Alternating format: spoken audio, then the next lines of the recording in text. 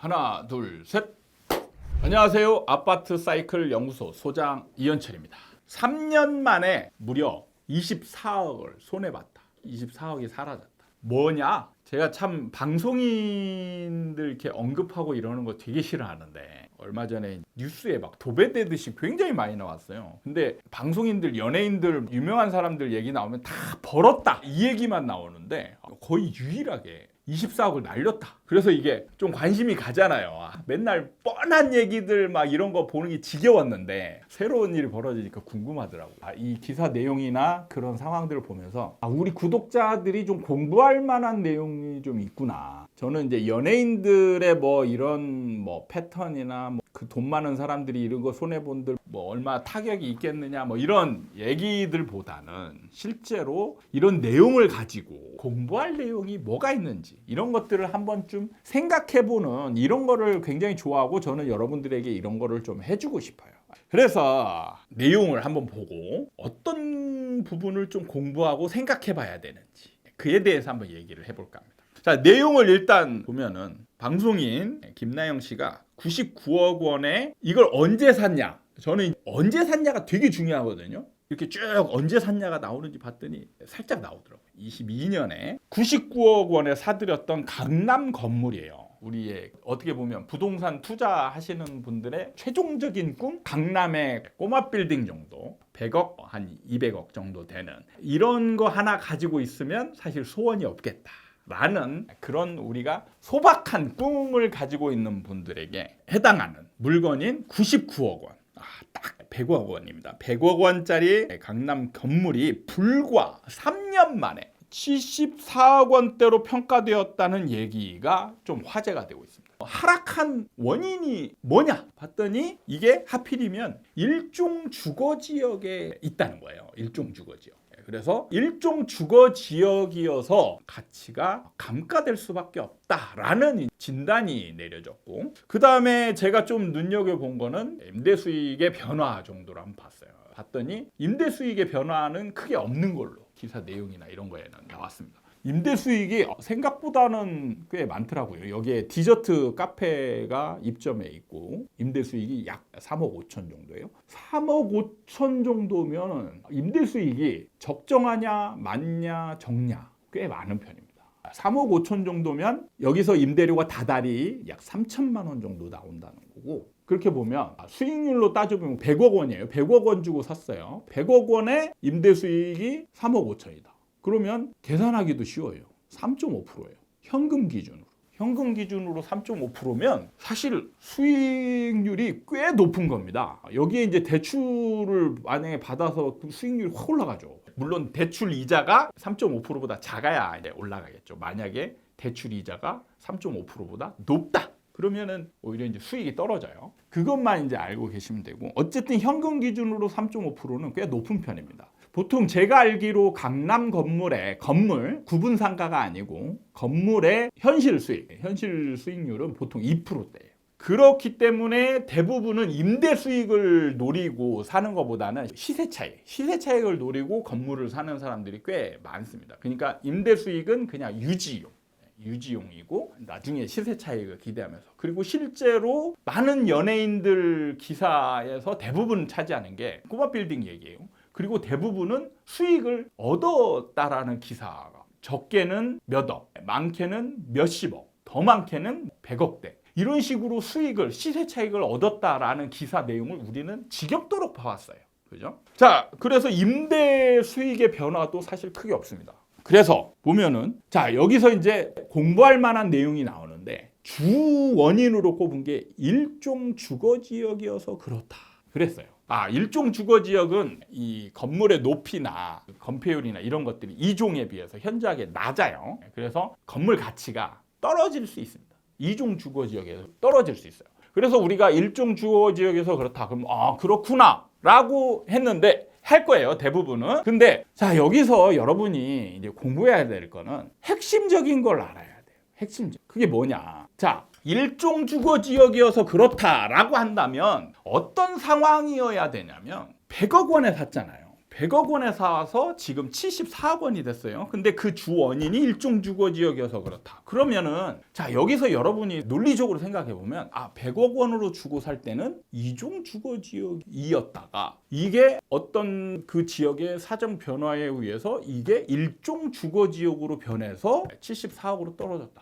이러면 말이 맞습니다. 말이 맞아요. 원인이 될 수 있어요. 그죠? 근데 자, 99억 원에 샀을 때에 그러면 얘는 일종 주거 지역이었을까요? 아니었을까요? 일종 주거 지역이었습니다. 우리나라 용도 지역은 잘 변하지 않아요. 거의 안 변합니다. 거의가 아니고 무슨 특별한 엄청난 사정이 있지 않는 한 절대 변하지 않는 게 우리나라의 용도 지역입니다. 그러면 살 때 99억에 샀을 때도 일종 주거 지역이었고 지금 74억으로 떨어진 현재도 일종 주거 지역이에요. 그럼 무슨 변화가 있었어요? 변화가 있었어야 그게 원인이 될 수 있는데 원래도 그렇고 지금도 그래요. 그럼 뭐예요? 잘못 샀구나. 잘못 샀구나죠. 비싸게 샀구나. 그냥 원인을 잘못 찍은 겁니다. 그래서 여러분은 공부를 할 때 이게 그럴듯하지만 이걸 받아들이면 안 돼요. 그게 받아들여지려면 그게 변화의 여지가 있어야 되는 거잖아요. 예를 들어서 임대 수익률이 낮아서 그렇다. 만약에 임대 수익률이 낮아서 그렇다라고 한다면 이렇게 예상을 해야 되는 거죠. 만약에 임대 수익률 때문이다라고 한다면 99억에 샀을 때는 임대 수익이 한 5억 정도 나오다가 지금 현재 상황이 좀 안 좋아져서 임대 수익이 3억 5천으로 줄었다. 그러면 변화가 생겼잖아요. 가치에 영향을 줄 만한 요인이 변화가 생겼어요. 그럼 그거에 따라서 가치 변화가 생겼다라는 연관작용을 할 수가 있는 겁니다. 그죠? 그러니까 지금 이 건물은 살 때도 그 카페였고 지금도 그 카페고 임대료도 사실 제가 직접 취재를 한 건 아니어서 이 기사에 나와 있는 내용으로만 보면 변화됐다라는 얘기가 전혀 없습니다. 오히려 제가 볼 때는 올랐으면 올랐지 떨어지지는 않았어요. 왜? 상가 임대료는 안 떨어집니다. 안 떨어져요. 그래서 임대료의 변화도 없어요. 그러니까 전문가들이 임대료를 가지고 원인으로 꼽지는 않았어요. 자, 그러면은 상가라는 게 주 요인이 변하지 않았습니다. 가치에 영향을 줄 만한 요인이 22년에 99억에 약 100억 원에 살 때와 지금 현재 25년에 약 3년 정도 지난 시점에 상황 변화가 거의 없다는 얘기. 그럼에도 불구하고 가치가 24억이 떨어졌습니다. 그거는 뭘 의미하느냐? 제가 항상 강조하는 사이클이라는 겁니다. 사이클이라는 건요. 우리가 생각하는 가치에 영향을 주는 요인들이 변하지 않을 때에도 가치는 변합니다. 변해요. 그게 일종의 사이클인 겁니다. 그래서 우리는 항상 공부할 때 요인 변화를 하잖아요. 요인 변화가 있지 않아도 그러니까 우리가 이제 거꾸로 생각해 보면 그럼 요인 변화가 없으면 가격이 제자리에 있어야 되는 거잖아요. 제자리에 있습니까? 아니에요. 가격은 계속 움직입니다. 요인 변화가 없을 때도 가격은 움직이고 있어요.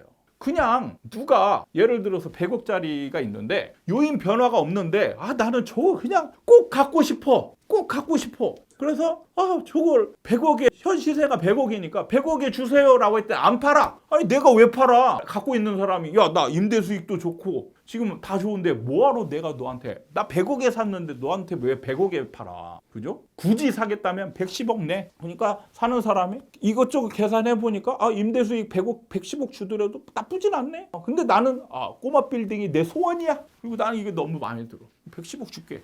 그러면 올랐어요? 떨어졌어요? 오르잖아요. 110억, 10%나 올랐어. 근데 다른 요인 변화가 있습니까? 없어요. 일종 주거 지역 그대로고 임대료도 그대로고 그렇지만 가격 변화가 있다는 거예요. 그 사는 사람이 막 여기에 금리가 어쩌고 저쩌고 막 따지가면서 합니까? 아니에요. 절대 아닙니다. 그러니까 우리는 시장에 그냥 저절로 움직이는 그거를 왜 꼭 뭔가 원인이 있어야만 움직인다라고 막 생각해요. 원인이 없어도 움직여요. 왜? 사람이라는 거는 각자 생각이 다르니까 나는 110억에 주고 사도 괜찮아요. 그랬더니 다음에 또 누가 나는 그 120억에 사고 싶어. 그 사람이 120억에 사고 싶은 건 아니죠. 너 110억에 주고 샀으니까 110억에 좀 팔아라. 내가 왜 팔아야 되는데? 그랬더니 그러면 내가 10억 얹어서 120억 줄게. 그래? 그럼 한번 팔아보지 뭐. 그럼 팔았어요. 그러면 올라가요? 떨어집니까? 올라갔잖아요. 무슨 요인 변화가 있습니까? 이런 식으로 시장에서는 그냥 사람들의 어떤 그냥 니즈나 분위기나 이런 거에 의해서 그냥 가격이 변할 수 있어요. 변할 수 있습니다. 근데 그게 누적되다 보면 흐름이라는 게 생겨요. 그러니까 김나영이 24억 손해봤다가 중요한 게 아니고요. 댓글에 보면 다 그 연예인 사람이 좋고 나쁘고 뭐 이런 얘기만 막 있고 연예인 얘기 좀 그만 좀 해라 이런 댓글하고. 근데 이 안에 핵심을 파악하는 내용은 단 한 건도 없었다. 그래서 여러분들한테 핵심적인 내용들을 좀 공부하는 입장에서 도움이 될까 하고 이 주제. 그리고 김나영 이분에게는 죄송합니다. 손해봤는데 이렇게 자꾸 언급을 해서 죄송하다는 말씀 드리고 정리하려다가 갑자기 생각난 건데, 자 보세요. 아까 수익률 얘기를 했는데 100억에 샀을 때 수익률이 3.5%였습니다. 그러면 자 여기서 또 반전 74억이라고 했잖아요. 그러면 자 매매 가격이 74억인데 임대 수익이 3억 5천이에요. 그러면 좋아요 나쁩니까? 엄청 좋아요. 4.68%가 나와요. 현금 기준으로. 구분상가도 아닌 꼬마 건물이 구분상가도 4.68% 나오는 지금 구분상가 없어요. 엄청 좋은 겁니다. 자, 그럼 여기서 반전 뭐예요? 내가 만약에 이 돈을 이런 거를 가지고 있고 상가 건물을 사고 싶은 사람이다. 그럼 김나영을 쫓아가세요. 단 이제 여기서 고려할 건 뭐냐면 크게 두 가지 정도를 고려해야 됩니다. 지금 이 내용에는 안 나와 있는 건데 고려해야 될 게 뭐냐? 첫 번째는 뭐냐면 이 자체에 있는 임차인의 변화 가능성을 좀 보셔야 돼요.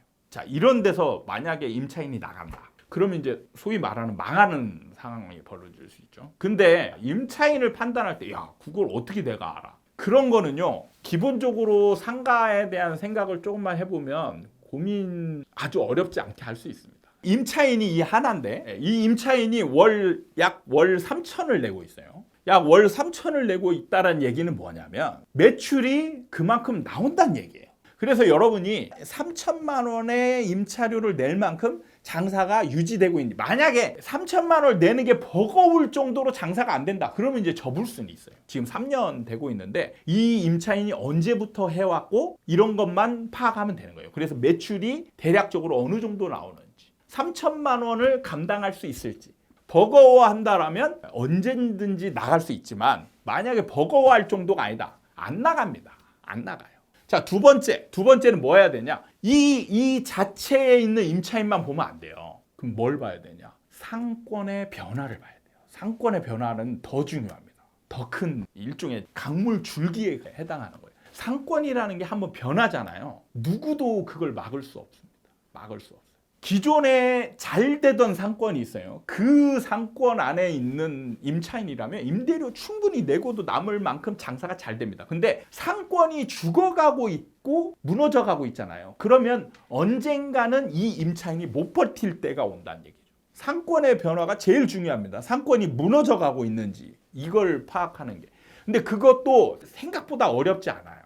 느낌적인 느낌으로 여러분들도 일반인도 알 수 있어요. 며칠만 좀 길게 보면 몇 달 정도 나가서 보면 알 수 있습니다. 그리고 그 전에 어느 정도였는지 이런 것들을 파악하면 그 변화 조짐이 없다라고 본다면 이거는 이 가격에 매수하면 대박이죠. 대박입니다. 이런 상품 거의 없어요. 그러니까 변화가 없을 때는 싸게 사면 좋은 겁니다. 그게 사이클을 배우는 원리인 거예요. 99억에 사서 24억 손해보고 나중에 또 올라갈 수 있죠. 올라갈 수 있습니다. 이걸 겪는 것보다는 우리가 상권의 어떤 흐름의 변화를 조금이라도 정확하게 읽을 필요 없어요. 그 느낌이라도 알고 있고 흐름이라도 조금 인지한다면 이런 기회가 충분히 온다는 얘기예요. 이런 것들을 공부하는 게 우리의 덕목인 겁니다. 그래서 이 반전은 여기서 김나영이라는 분이 손해를 봤다가 아니고 우리한테는 어쩌면 내가 만약에 이런 걸 투자하고 싶은 자금 여력이 있는 투자자라면 이런 거를 사면 대박이다. 대박까지는 아니지만 괜찮은 투자가 될 수 있다. 다만 아까도 얘기했지만 가장 중요하게 생각할 두 가지. 이 두 가지는 절대 놓치면 안 됩니다. 그 외에 여러 가지 요인들을 보는 것도 중요하겠지만 절대적인 거는 제일 중요한 건 상권의 변화입니다. 상권의 변화가 무너져 가는지 살아있는지, 그리고 이 임차인이 여기서 장사를 계속 할 수 있는 그 매출이 나오는지, 이 정도를 조사를 하고 사셔야 되는 거죠. 그러니까 단순히 감정 소모용으로 이런 기사를 보는 것보다 기사를 볼 때 여기서 공부할 내용은 뭐고 내가 얻어갈 건 뭔지 이런 식으로 접근하면서 유튜브를 보는 것도 꽤 도움이 많이 될 거다라는 생각에서 이런 컨텐츠를 마련해 봤습니다. 또 다음에 좋은 도움이 되는 내용을 가지고 여러분들 찾아뵙도록 하겠습니다. 감사합니다.